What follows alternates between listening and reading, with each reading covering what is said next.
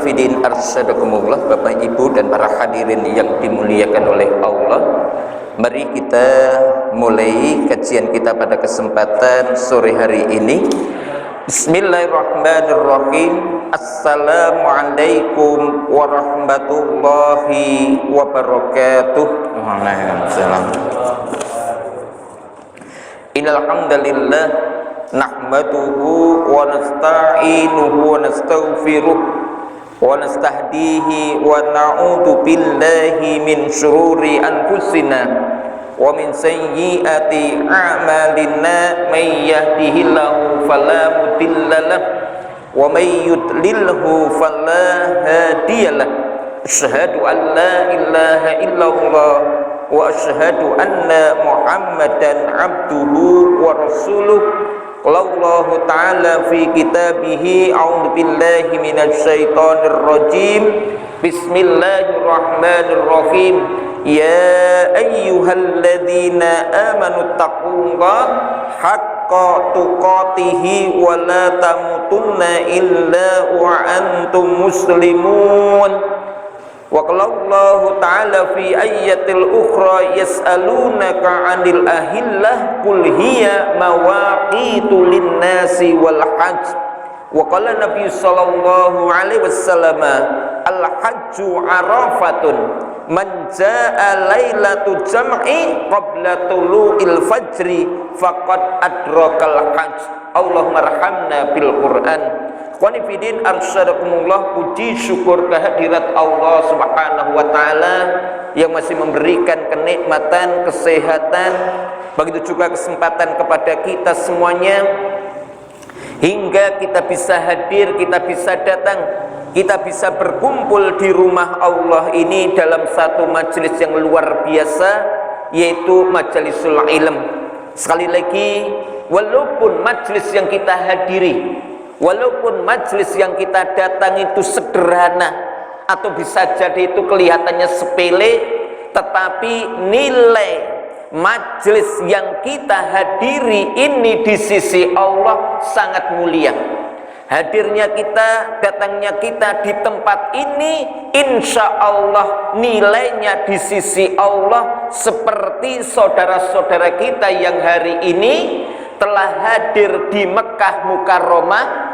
Hadirnya kita, majelis yang kita hadiri pada kesempatan sore malam hari ini, nilainya seperti saudara-saudara kita yang hari ini menunaikan haji. Karena Rasulullah sallallahu alaihi wasallam telah bersabda, man ghada ilal masjidi la yuridu illa ayyata'allama khairan aw yu'allimahu kana lahu ka ajri hajin taman hujjatahu. Barang siapa yang datang ke masjid, tidak ada yang ia cari di masjid itu illa kecuali ayyata'allama khairan, niatnya hendak mempelajari kebaikan, au yu'allimahu, atau niatnya hendak mengajarkan kebaikan, karena lahu adalah pahala bagi orang itu, orang yang hadir dalam rangka mengaji ataupun orang yang datang dalam rangka mengajarkan kebaikan. Karena lahu adalah pahala bagi orang itu ka'ajri hajin, seperti pahalanya orang yang menunaikan haji, taman hujjatahu, sempurna hajinya. Salawat serta salam marilah kita haturkan kepada junjungan kita Nabi Agung Muhammad sallallahu alaihi wasallam yang selama ini kita ikuti tuntunan-tuntunannya, begitu juga yang kita tunggu-tunggu syafaatnya nanti di hari kiamat. Akhwani fidin arsadakumullah. Kemudian kajian kita pada kesempatan sore hari ini, kita akan masih melanjutkan kaitannya tentang fikih kurban, kaitannya dengan apa yang akan kita hadapin, bahwa bisa jadi nanti dalam pelaksanaan sholat id terjadi perbedaan pendapat. Kenapa? Ya, secara hitungan, jadi besok Rabu sore itu kalau di Indonesia itu mulai melaksanakan ru'yatul hilal. Jadi Rabu sore melaksanakan ru'yatul hilal. Tapi secara tinjuan sederhana, perhitungan hisab itu terjadi pertemuan antara bulan dan matahari. Itu secara hisab, berdasarkan hisab Muhammadiyah, itu terjadi pertemuannya itu jam 10 kurang 5 menit. Jam 10 kurang 5 menit pagi. Sehingga ketika matahari tenggelam, itu umur bulan itu kurang lebih 8 jam setengah. 8 jam setengah. Ya, 8 jam setengah. Itu begitu. Jadi kalau kita ibaratkan umur kandungan itu 8 jam setengah. Hanya persoalannya sudah kelihatan apa belum? Maka kalau saudara kita Muhammadiyah itu sudah menyatakan tanggal 30 itu sudah 1 Dzulhijjah, sehingga Idul Adhahnya nanti jatuh tanggal 9 Juli. Begitu ke? 9 Juli. Tetapi untuk pemerintah, karena secara ru'yah itu ketinggian hilal itu ketika matahari terbit itu 1, belum mencapai 2 derajat. Jadi kalau belum mencapai 2 derajat itu secara perhitungan itu nanti digenapkan 30 hari dan kemungkinan tanggal 1-nya pas 1 Juli. Oke, 1 Juli.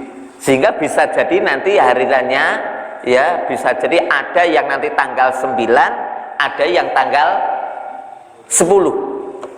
Ya, biar jadi kita nanti bisa juga beda hasil ru'yah Indonesia dengan Arab Saudi.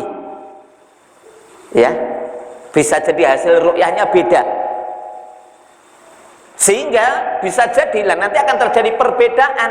Lah kita ini puasanya karena sana wukuf Arafah atau kita ini puasanya karena tanggal 9 Dzulhijjah. Itu yang akan menjadi kajian kita pada kesempatan sore hari ini. Ikhwani fillah arsadakumullah, maka tema yang akan kita angkat adalah bagaimana puasa Arafah dan sholat Id bila beda hasil ru'yah. Hasil tanggal 1 Dzulhijjah. Umpamane Indonesia itu umpamanya Rabu itu belum tanggal, berarti tanggal 1 hari Kamis. Hari Kamis nggih. Jadi ibaratnya gini lah ya. Jadi karena Rabu itu kan tanggal 29 Pak nggih. Rabu itu tanggal 29. Tanggal 29. Jadi mundur 1 hari digenapkan jadi Kamis itu 30 Dzulqa'dah. Sehingga bisa jadi tanggal 1-nya kalau nanti beda, bisa jadi tanggal 1-nya kita itu Jumat, bisa jadi Arab Saudi tanggal 1-nya Kamis, sehingga bisa jadi nanti selisih 1 hari. Terus kita puasa apa itu? Nanti kita akan kaji. Itu ya kan kita kaji nggih. Kira-kira dapat Arafah tidak? Lah, ikhwani fillah arsadakumullah, tapi yang perlu kita ingatkan bahwa perbedaan pendapat merupakan satu perkara yang alami dan merupakan satu bentuk tabiat kehidupan manusia. Yang namanya beda itu wis lumrah. Sing ra dadi lumrah itu yen padu kalau beda digawe padu itu sing ra lumrah. Terus nggih. Saya ulangi ya. Beda itu biasa. Justru yang beda itu malah bahaya. Ya karena apa? Wong kita ini hidup itu mesti ada 2 pasan, kalau nggak siang nggak mesti malam. Kalau nggak laki-laki mesti yen ra sugih ya melarat, yen padha kabeh malah repot. Kalau sugih kabeh ora enek sing dikongkon, yen melarat kabeh ora enek sing bayar. Repot to nggih. Jadi, ini kita ingatkan. Jadi ini yang harus kita ingatkan, ya. Jadi perbedaan merupakan satu perkara yang lumrah. Bahkan di antara Allah menciptakan manusia kon beda, bukan kon padu.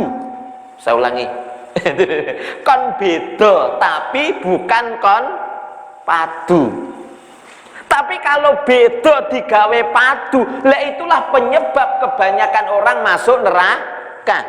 Allah firman di dalam surat Hud ayat 118 dan 119, Allah menyatakan a'udzubillahi minasyaitonir rajim, walau syaa rabbuka laja'alan nasa ummatan wahidah wala yazaluna mukhtalifina illa ma rahima rabbuk walidzalika khalaqahum wa tammat kalimatu rabbika la amla anna jahannama minal jinnati wan nasi ajmain.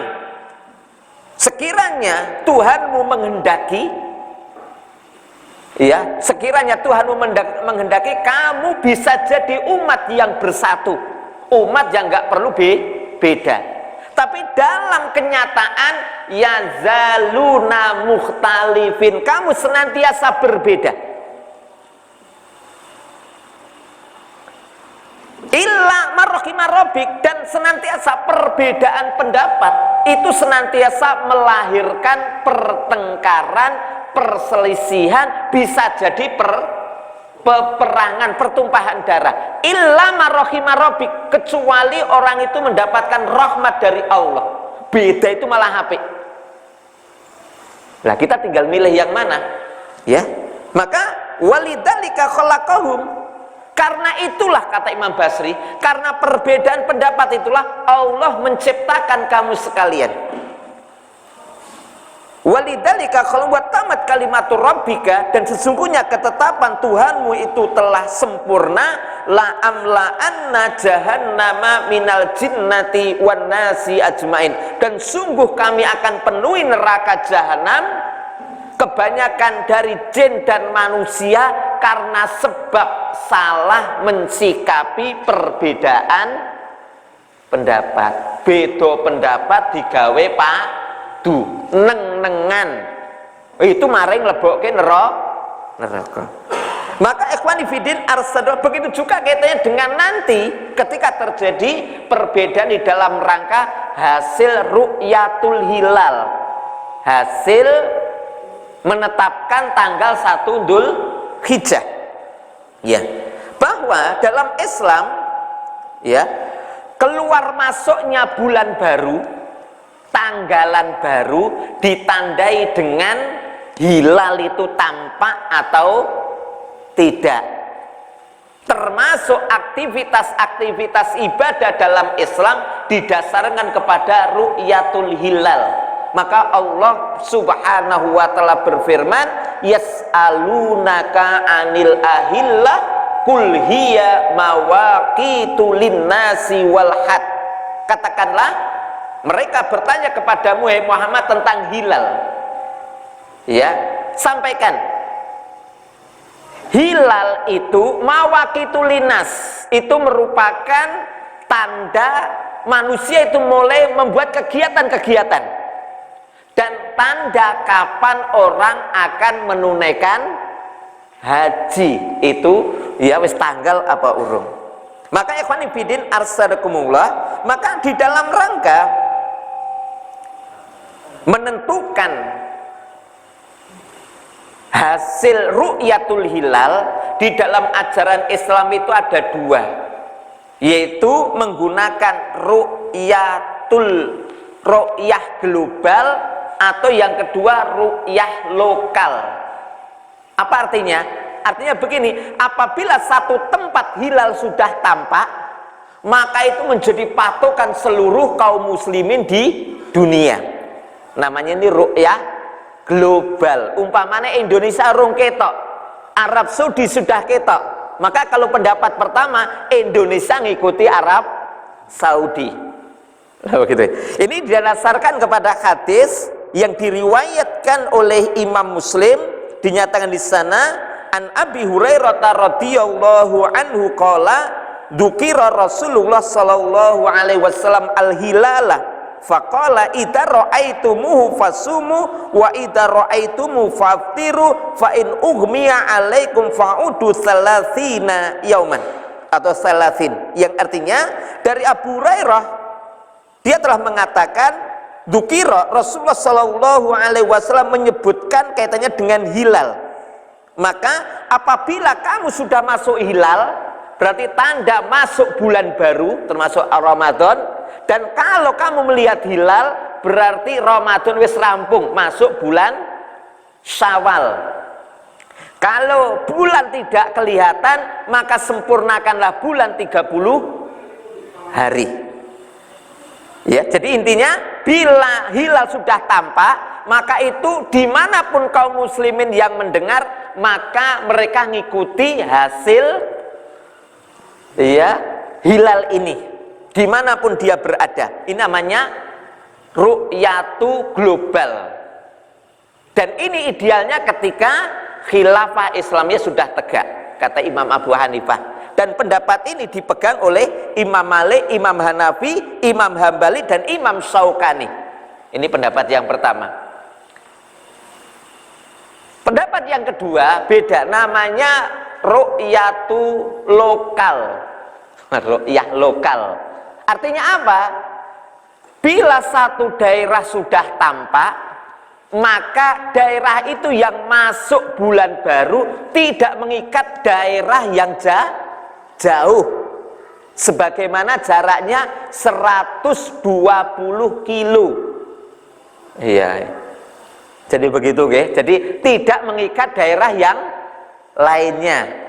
Jadi umpamanya Indonesia urung kelihatan, Arab Saudi wis ketok, ya kita cukup mengikuti hasil ru'yah Indonesia, nggak ngikuti Arab Saudi, dan ini dipegang oleh Imam Syafi'i. Begitu nggih. Dasarnya apa? Dasarnya kasus Quraib. Ketika Quraib diutus oleh Ummul Fadl datang ke Syam di akhir bulan Sya'ban, ya, di akhir bulan Sya'ban, maka dia melihat hilal itu malam Jumat. Quraib itu melihat hilal malam Jumat, Kemis sore wis ketok. Kemudian di akhir bulan Ramadan, Quraib pulang ke Madinah.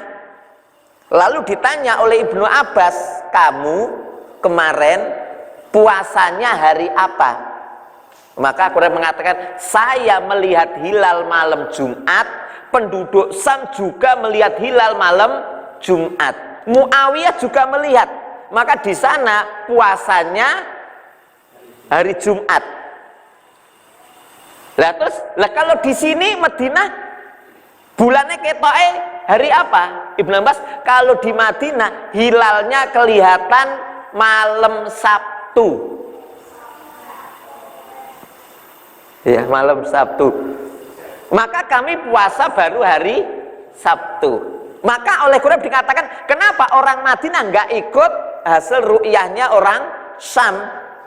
Maka Ibnu Abbas mengatakan, hakada amarona Rasulullah, begitulah perintah Rasulullah.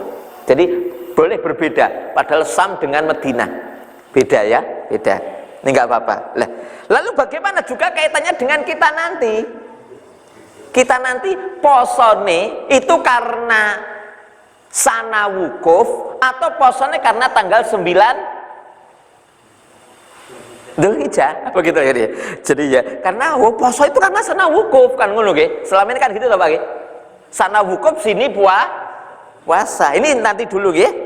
Bagaimana pelaksanaan puasa Arafah? Apakah didasarkan karena orang yang menunaikan haji itu wukuf di Arafah dengan hasil ru'yah Arab Saudi, ataukah kita ini puasa Arafah karena hasil ru'yah kita sesuai dengan penanggalan kita?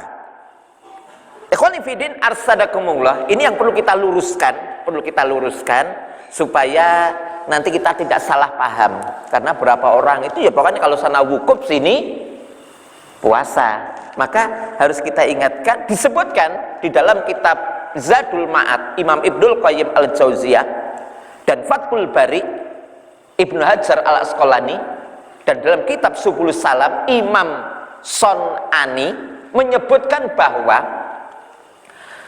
Rasulullah melaksanakan puasa Arafah itu 3 tahun setelah beliau hijrah ke Madinah.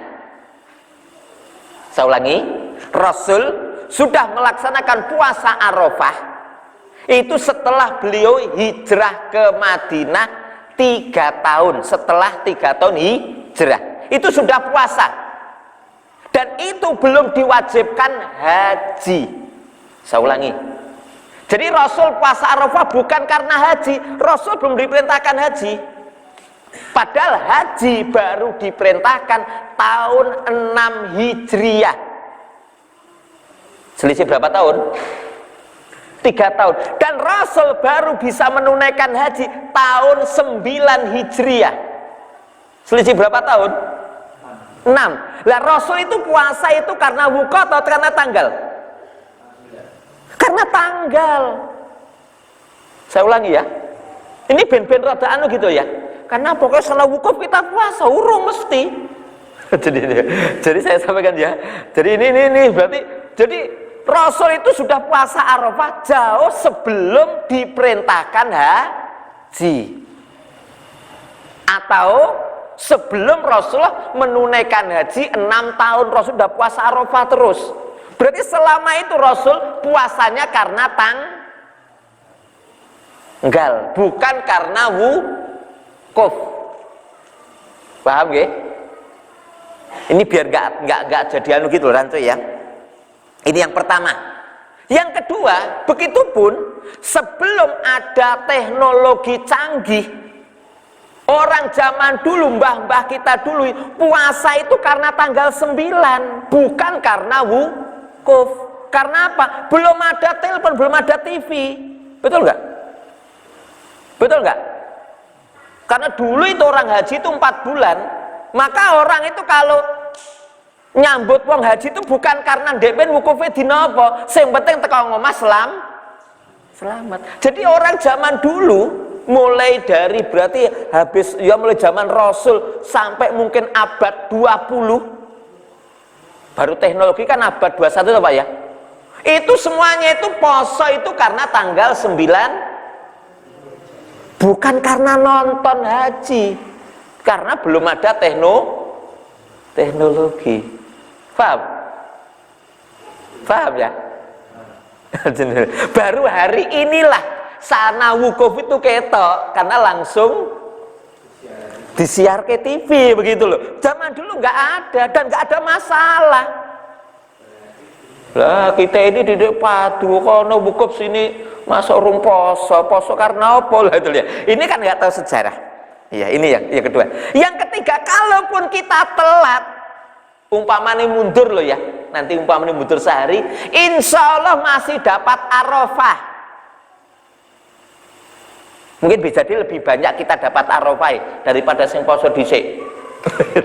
Kalau gila, kenapa? Lah karena wukuf itu ketika setelah matahari gelewang, tergelincir habis duhur. Padahal habis duhurnya sana, sini sudah jam 4. Betul nggak?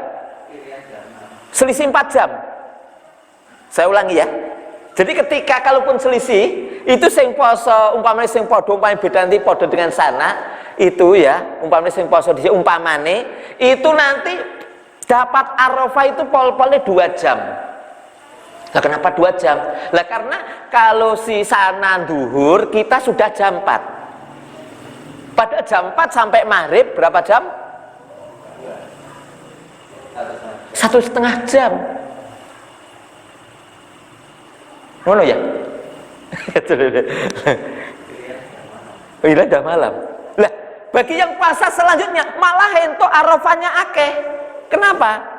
Karena kalau itu sudah malam berarti kalau kita ini lagi tanggal, kan gitu nggih. Padahal batas Arafah itu terbit fajar. Jadi kalau kita itu maghrib, itu berarti kita lagi tanggal Tadi toh nggih, pas poso toh, berarti pas di situ, berarti kita itu malah gentok itu. Lagi malam tanggal 9 maghrib. Berarti dihitung. Ya, mulai maghrib itu kita entuk. Berarti ibaratnya selisih jam 1, taruhlah jam 2, kita itu baru masuk tanggal 9 Arafah. Kan begitu. Gitu. Sampai pagi. Kurang jam, Pak.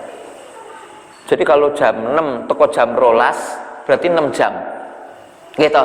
Jam rolasnya sana jam 3 pagi kita. Saya ulangi, jam rolasnya Arab Saudi jam 3 kita. Berarti taruhlah kalau sana itu subuh jam 4. Berarti jam rolas teko jam 4. Berapa? 4 jam ya? 4 jam tambah 6. Berapa? Wah, itu 10 jam. Ini logika loh ya. Berarti entok. Jadi kalaupun kita nanti poso telat, itu kita malah entok Arafah berapa jam? 10 jam. Karena apa? Al-hajju Arafatun, haji itu Arafah. Man ja'a lailah jam'i qablatul fajri faqad adrakal hajj. Haji taruh barang siapa yang datang pada malam Arafah atau datang ke Arafah sebelum adzan subuh, dia dapat haji. Berarti beda, nggak ada masalah. Sing dhisik ya entuk Arafah, sing keri ya entuk. Mulane rasa digawe padu. Terus nggih? Jelas nggih? Rasa digawe padu-padunan entuk Arafah kabeh. Selanjutnya, lah terus piye salat ite? Loh, oke, salat ite gampang-gampangan ya. Bagaimana salat ite? Salat ite kita tawarkan ada 3. Gitu aja gampang-gampang. Namanya fikih itu berpikir sederhana, Pak. Ning ora nglanggar aturan. Bisa salat id sesuai keyakinan masing-masing. Berarti biar jadi nanti salat idnya ada yang tanggal 9, ada yang 10. Sing tanggal 9 ya monggo, tanggal 10 ya monggo.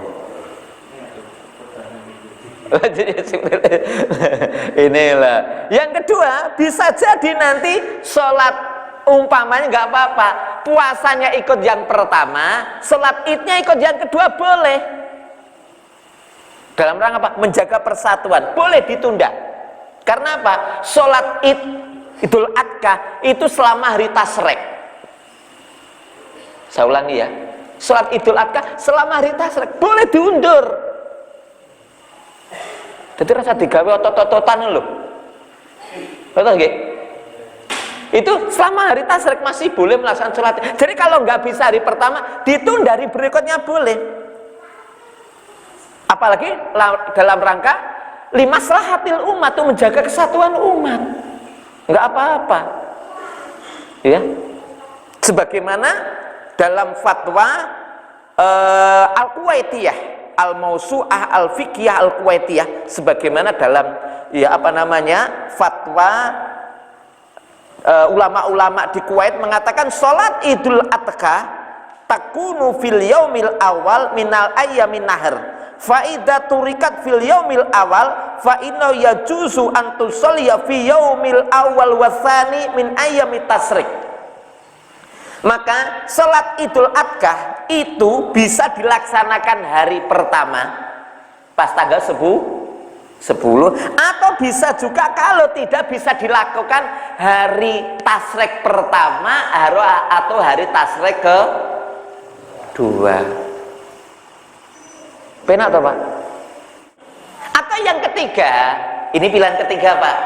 Pilihan ketiga, melok sholat ping pindho. Ada syaratnya dia hadir di tempat dilaksanakan sholat id. Syaratnya dia hadir. Tolong, kalau dia hadir walaupun wis sholat kon melok sholat. Kenapa? Kalau dia teko rasot mesti dirasani wong sak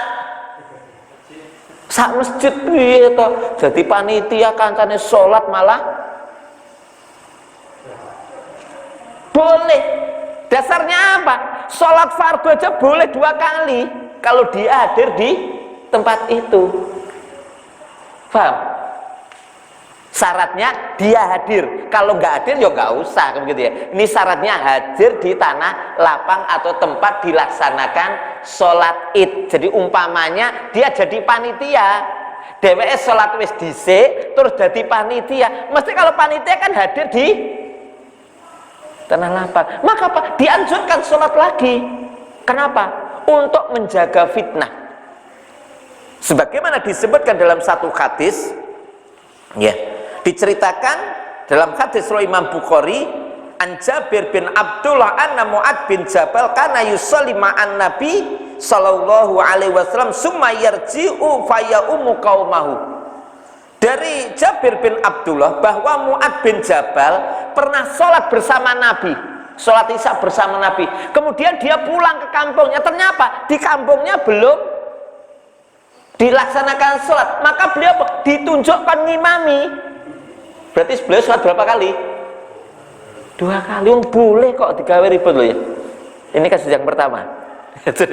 Iya, syaratnya hadir ya. Yang kedua adalah kasus Yazid bin Al-Anwas. Ini Yazid Al-Anwas terbalik. Dia dari kampungnya wis sholat isya. Dia kepengen datang ke Masjid Nabawi belajar. Sampai di sana belum dilaksanakan sholat isya. Maka ketika dikumandangkan adzan jamaah sholat, karena Yazid merasa wis sholat isya, beliau mojok ya, karena wis sholat isya, nggak mau melok sholat jamaah. Maka setelah Rasulullah itu sholat isya, beliau kan ngadep ke belakang. Ketika ada salah seorang sahabat itu duduk di pojok itu nggak melutan ya, ya fulan, kamu mau Islam orang? Ya saya Islam ya Rasul. Kenapa nggak sholat? Saya tadi sudah sholat di kampung kami. Maka Rasul mengatakan, ya sholatlah walaupun kamu tadi sudah sholat. Kenapa? Yang pertama menggugurkan kewajiban, yang kedua adalah sunnah bagimu. Ampun tambah bingung loh ya. Wah berarti penak ya. Lah ya makanya fadilah fikih yang ini loh ya. Pokoknya penak-penakan loh ya. Syaratnya hadir. Yang ketiga, ini yang ketiga dari kasus Mihjan. Ini hadis rawahu Nasai nomor hadis 858. Hadis ya ini Mihjan, ini hadis rawahu Imam Ahmad, Nasai dan Imam Ahmad. Dikatakan di sana, ya, annau kana fi majlisi ma'a Rasulillah sallallahu alaihi wasallam fa adzana bis sholati faqama Rasulullah sallallahu alaihi wasallam tsumma raja'a wa mijanu fi majlisi faqala lahu Rasulullah sallallahu alaihi wasallam. Sama. Ini sama seperti awas. Ini sama, dari rumah itu wes sholat isya, datang ke majelis Nabi. Nabi di sana belum sholat isya, sehingga ketika dikumandangkan adzan, ya, saya ulangi. Jadi ketika dikumandangkan adzan dan didirikan sholat, Mihjan ini nggak mau sholat, dia mojok, sama. Seperti awas tadi. Maka ketika Rasulullah Shallallahu Alaihi Wasallam selesai sholat, Rasul menghadap ke belakang. Ada sahabat nggak sholat, tanya, kenapa kamu nggak sholat? Ya Rasul, saya tadi sudah sholat. Qad sholaitu fi ahli. Saya sudah sholat bersama keluargaku di rumah. Faqala Rasulullah Sallallahu Alaihi Wasallam, maka Rasul mengatakan, idza ji'ta fasholli ma'anas. Kalau datang kamu dalam satu masjid, di situ didirikan sholat, maka sholatlah bersama manusia. Wa in kunta qad shalaita, walaupun kamu tadinya sudah sholat. Jelas nggih? Ampun tambah bingung loh nggih. Ya, ini ya. Jadi inilah yang namanya fikih. Ya.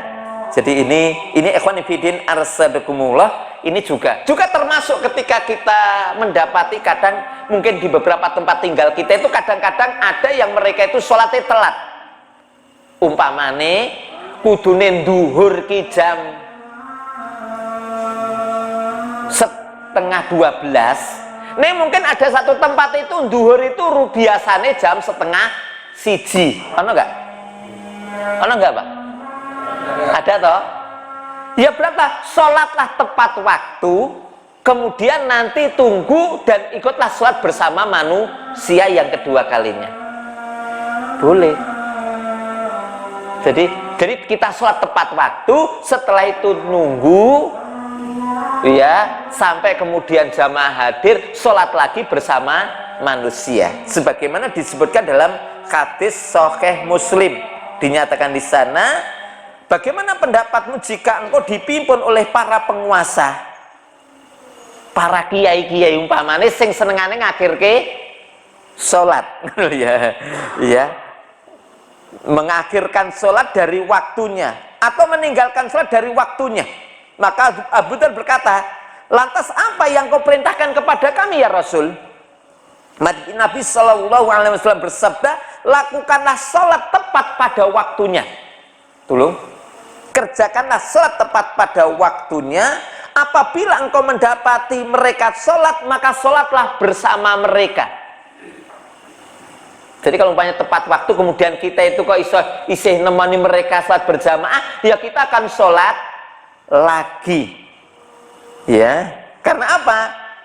Karena kita ingatkan yang kedua, dihitung itu sholat sunnah.